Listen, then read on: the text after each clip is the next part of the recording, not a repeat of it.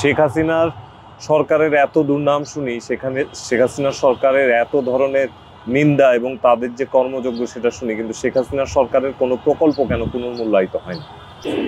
আমরা এখানে আছি 7-8 জনের মতো আছি এখন। বেশিরভাগ লোকজনই 100 দিন ধরেই আছে।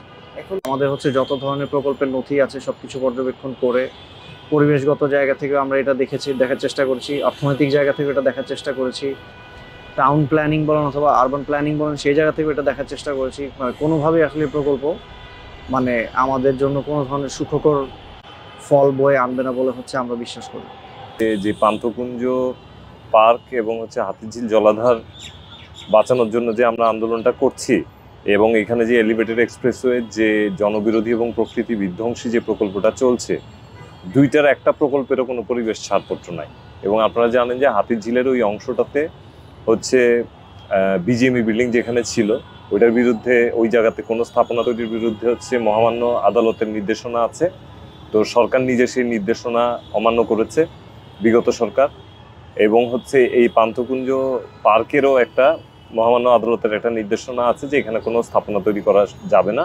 এখান থেকে ওই দিন সমাবেশ করে চলে যাই, তাহলে এখানে যেহেতু মেশিনটা আছে, ওরা তখনও পাইলিং করছিল, বেকু মেশিন দিয়ে গাছ কাটছিল। আমরা গাছ কাটাটাও থামিয়েছি, পাইলিংটা বন্ধ করেছি। আমরা জানতাম যে আমরা যদি এখানে চলে যাই তাহলে যেভাবেই হোক এখানে কাজটা আসলে শুরু হয়ে যাবে। আর এক্সপ্রেসওয়ের একবার পিলার হয়ে গেলে সেগুলো আসলে সরানো খুবই মুশকিল হবে, যার কারণে আমরা এখানে অবস্থান কর্মসূচি গ্রহণ করে কাজটা থামানোর একটা প্রয়াস নিয়েছিলাম। এইখানেও আদালতের নির্দেশনা অমান্য করা হয়েছে। এটা বিগত সরকার করেছে, বর্তমান অন্তর্বর্তীকালীন সরকারও এইটা অমান্য করে আমাদের এই আন্দোলনকে অন্য খাতে প্রবাহিত করার জন্যে নানাবিধ কুটচাল করছে, এবং এখনো পর্যন্ত তাদের কাছ থেকে কোনো সঠিক সদুত্তর পাওয়া যায়নি। এবং আজকে আমরা তো অবস্থান কর্মসূচি এখনো চালিয়ে যাচ্ছি। আমরা এখনো আশা করছি আজকে আমাদের 100তম দিন উপলক্ষে আমাদের একটা বিশেষ প্রেস বিজ্ঞপ্তি হলো, প্রেস কনফারেন্স হলো, যেখানে আমরা আমাদের এই প্রকল্পের যত ধরনের নথি যেগুলো পাবলিকলি অ্যাভেলেবল সেগুলো সব কিছু পর্যালোচনা করে আমাদের যে ফাইন্ডিংস সেগুলো প্রেজেন্ট করেছি।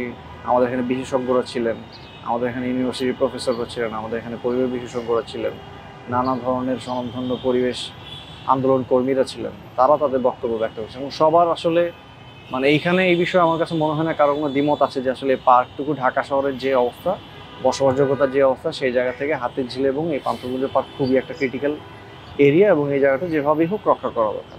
আপনারা যদি দেখেন যে বিগত স্বৈরাচারী সরকারের আমলে গৃহীত যতগুলি প্রকল্প তার বেশিরভাগই বর্তমান সরকার এসে পুনর্মূল্যায়িত করেনি। এবং বাংলাদেশে যদি আপনারা দুর্নীতির খতিয়ান দেখেন, বেশিরভাগ বড় প্রকল্পগুলির মাধ্যমেই দুর্নীতি হয়ে থাকে। তো শেখ হাসিনার সরকারের এত দুর্নাম শুনি, সেখানে শেখ হাসিনার সরকারের এত ধরনের নিন্দা এবং তাদের যে কর্মযোগ্য সেটা শুনি, কিন্তু শেখ হাসিনার সরকারের কোনো প্রকল্প কেন পুনর্মূল্যায়িত হয় না? সেই প্রকল্পগুলো কেন এখনো রেখে দেওয়া হয়েছে? কারণ সেগুলোর মাধ্যমে এখনো পর্যন্ত দুর্নীতি চালিয়ে যাওয়া সহজ নাকি?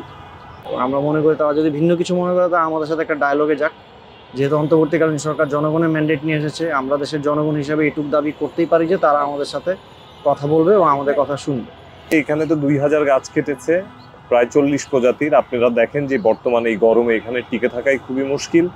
এবং যে এটার এখন আমরা যতদিন ধরে আন্দোলন করছি কাজটা এখানে স্থগিত আছে, কিন্তু সরকারের পক্ষ থেকে সেরকম কোনো সদুত্তর আমরা পাইনি।